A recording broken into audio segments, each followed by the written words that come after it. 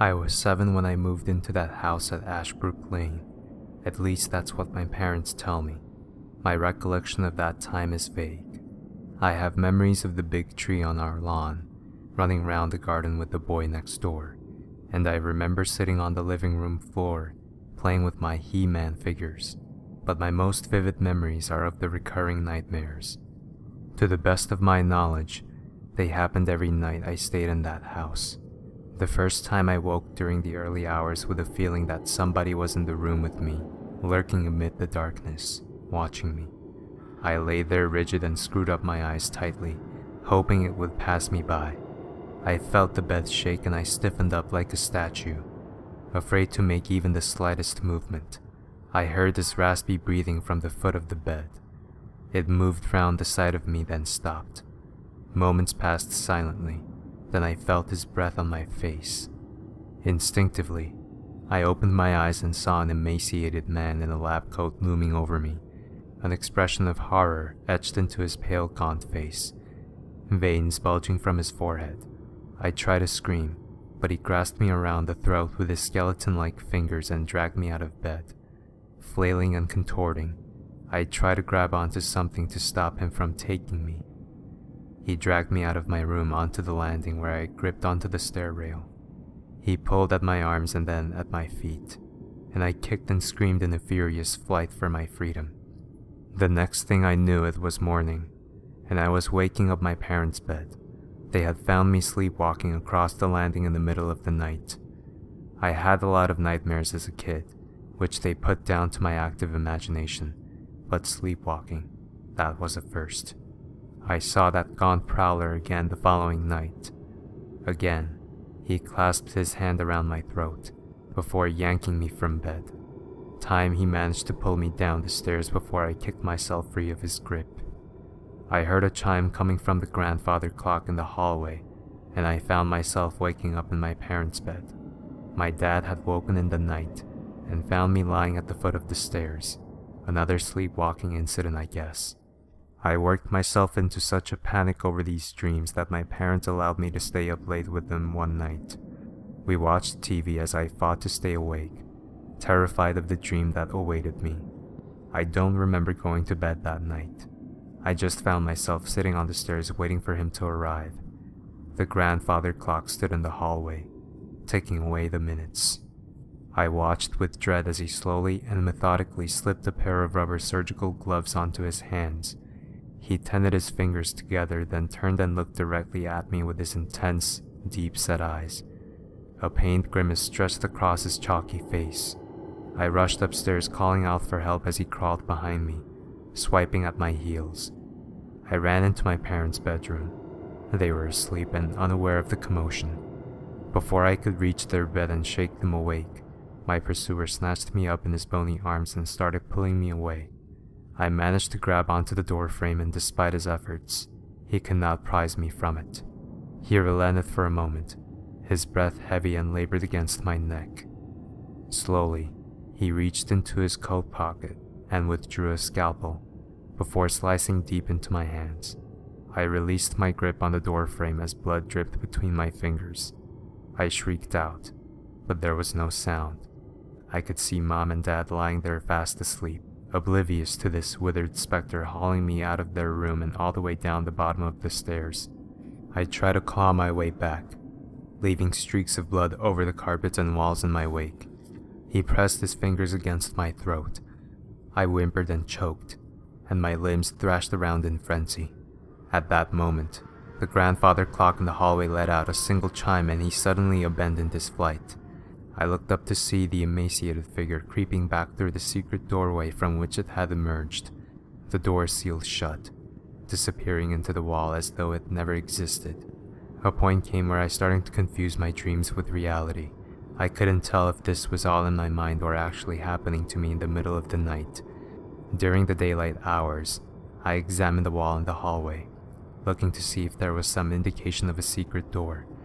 I told my parents and my nan about the dreams, and though I never doubted their concern, there was not a lot they could do except reassure me. I stayed with my parents when I got particularly distressed, either in their bed or we'd bring the blankets and pillows downstairs and have a sleepover in the living room. Nothing helped. My tormentor found me night after night, waiting until Mom and Dad were asleep before hauling me away towards that concealed room. I tried to call out, but my screams were always silent as he gripped his hand round my throat. He grew increasingly violent. Sometimes he would use his scalpel across my hands or under my fingernails. Other times he would inject me with a syringe, and it wasn't unusual for him to bite my fingers. As I prepared for the dreams, I rehearsed how I would try to fight him off, what I could grab onto as he dragged me downstairs. I knew if I could just hold out until the clock chimed, then I would survive another night because that's when his door seals shut. What terrified me most was the realization that if he got me into his secret room before the chime of the clock, the door would seal behind us, and nobody would ever see or hear from me again. I don't remember much else about that house, but we didn't stay long. We moved in with my Nan for a while, and even though there wasn't much room for all of us, at least those nightmares stopped, and so did the sleepwalking. Of course, I never forgot about those dreams. How could I? But I figured I was just a kid with an overactive imagination, and I never considered them particularly abnormal. This is until my teens when I started to suspect something more sinister was at play. I was looking through old photo albums with my parents when we came across some of our old house at Ashbrook Lane. Something wasn't right about that house. I heard my mom say to my dad. This roused my curiosity. What do you mean, Mom? Well, I used to have bad feelings and nightmares when we were living there, she added. My dad tried to change the subject, but I persisted. What sort of nightmares? I inquired. I don't want to go into it, just violent and disturbing dreams. I had recurring nightmares in that house too, I said. You were too young to remember your dreams, my dad interrupted. You probably just picked up on something you heard us talking about. I felt insulted, like they were dismissing me, but you don't forget dreams like those. I tried pushing for more information, but they weren't forthcoming. It wasn't until I was in my mid-20s that we were able to talk about it again. I was in the living room with my parents and my dad was reading the paper. He casually told my mom, "Our old house in Ashbrook Lane is up for sale again." "I'm not surprised. Nobody stays there long," she replied. "It makes you wonder." My dad nodded in agreement. "So what exactly happened at that house?" I interjected. Maybe it was because so much time had passed, or perhaps it's because I was older, but they were more open with me this time. My mom explained how she'd had visions of dead bodies lying on the floor, blood all over the walls, and she claimed she had felt a presence. While alone, she would often hear crying from inside the house. She also revealed that my aunt and uncle had come to stay one weekend, and woke in the middle of the night to see a figure of a tall man wandering through the room. My aunt and uncle had passed away by this point, so I was unable to ask them about their experiences. But Mom explained that they were so distressed by the incident they returned home the next day. I asked my dad, "Did you have anything weird happen?" My dad has always been a very ground skeptic, but I knew something had affected him too, though he wouldn't admit it. "There was just an uncomfortable feeling," he said, and volunteered nothing more. Ever since learning of my mom, aunt, and uncle's experiences in that house, I've been overwhelmed with curiosity. Like my dad, I'm quite the skeptic, and I was convinced there's a rational explanation for all this. Even so, I wanted to know more about that house. From time to time, I would check the newspaper, and just as my parents had said, the house was rarely occupied for more than 6 months before going up for sale. There wasn't much more I could find out at this time. I'm sure the information and history is available in some archive somewhere, but I wouldn't know where to start. However, I was passing by that area one day and got the idea to drive by the house. It was unoccupied. I noted down the phone number on the for sale sign, and later that day I called the estate agents and requested a viewing. The lady who met me for the viewing introduced herself as Andrea. We went inside and immediately I felt a shiver run over my body. It was probably my mind running away with me, but I got this eerie feeling. I can only describe it as being like the tension that lingers in the air after a big argument. If I'm honest, I barely recognized the interior of the house. My memory was vague, but there was one area that brought to mind those recurring nightmares, and that was the hallway. I continued the tour as Andrea gave me her sales pitch. As we walked round, I was convinced that the wall in the hallway was hiding something. "What's behind this wall?" I asked. The look on her face at that moment could disguise none of the lies she proceeded to tell me. It wasn't my intention to make her uncomfortable, but I really wanted some answers. She started mumbling awkwardly about an old boiler room that had been bricked over. She stopped mid-sentence. "You know something about this house, don't you?" she asked me, a tone of surrender in her voice. "I used to live here as a kid," I explained. "Something isn't right about this house, is it?" Although still apprehensive, it was as if I'd freed her from an eternal silence. "It could cost me my job if I told you." "It can't be much worse than I already suspect," I said. "Was somebody murdered here? Behind this wall?" I'd put her on edge. She took a cautious glance over her shoulder. "Do you mind if we talk about this somewhere else? I'm really not comfortable talking about it here." We decided to go for a coffee, and this is what I learned.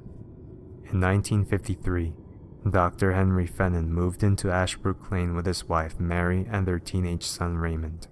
The upper floor would serve as their living quarters, and he had the lower part of the house converted into a doctor's practice. His office was set just off the hallway, opposite which stood his prized grandfather clock. Things were going well for the Fennons and business was thriving, and then, one day, Mary fell down the stairs in their home and broke her neck. She died instantly. Henry reacted to the tragedy by immersing himself in his work, using the practice as a distraction from the heartache. Raymond, on the other hand, was struggling to come to terms with his mother's death. With his father too busy to offer the emotional support he needed, he started to drift. He fell in with a bad crowd, started skipping school, experimenting with drugs, and there were a couple of times he'd been caught drinking or brawling and was escorted home by police. Henry barely noticed nor cared about his son's troubles during this time. Once he closed his practice for the day, he would collapse into his armchair and attempt to repress his grief with liquor. Some nights he'd drink himself into a coma. Other nights he would fly into a rage, smashing furniture and throwing things around the room, and sometimes it was his son who bore the brunt of his temper. Raymond was taken in by his grandparents soon after, leaving Henry Fennon all alone in that house on Ashbrook Lane. Later that year, on a cold autumn night, Henry was woken by a disturbance from downstairs. Emboldened by the liquor, he decided to go and confront the intruder. His practice was the only thing he had going for him, and he refused to let some thug take that away. Henry tiptoed downstairs in the darkness. He saw the light of a torch in the far room and heard the intruder rummaging through cupboards and shelves. It was probably some junkie after the drugs and syringes he kept on the premises. Henry snuck into his office, withdrew a scalpel from a drawer, and tucked into a dark corner and waited. The intruder entered the room, a rucksack over his shoulder and his face covered by a black mask. Henry sprung out of the darkness, brandishing the scalpel, and ordered him to drop his bag. The masked man panicked and lunged towards him, attempting to push past and make his escape. Henry swiped out blindly as he fell backwards against the wall. The intruder staggered along the hallway and opened the front door before collapsing on the doorstep. He got to his feet and approached the fallen man. Blood gushed from a deep incision across his throat from where the scalpel had made contact. Henry pulled the mask from the man's head to clear his airways. Staring back at him in the moonlight, eyes wide with terror, Henry saw the face of his son, Raymond. His heart wrenched at the sight before him. What had he done? How could he have known? His professional instincts kicked in and he sprung to action. Raymond thrashed about, choking and gurgling on his own blood as his father gripped his throat, pressing his bony fingers firmly against the wound in an attempt to contain the bleeding. He proceeded to drag him towards his office where he could clamp and stitch the laceration, but by the time he got him there, it was too late. At that moment, the grandfather clock in the hallway let out a single chime. Patients turned up to the practice the following day to find Raymond cradled in Dr. Fennon's arms. Unable to come to terms with killing his own son, Henry had turned the scalpel upon himself, slashing his own wrists before bleeding to death on the floor of his office. Update, September 2014. Originally, this is where I was intending to leave off, letting the readers draw their own conclusions from the narrative I have presented. But since writing this, I decided to look up that old house on Google Maps, see if it was still there, see how it looked now, and maybe capture a couple of pictures to go alongside my account. I found it easily enough. It has been renovated since I lived there, and a new door-disabled ramp now lead directly to that once concealed room. I zoomed into the image as much as Google Maps would allow, trying to read the signs posted outside. I captured a screenshot and zoomed in closer. That's when I saw it, that familiar face, reflecting in the door.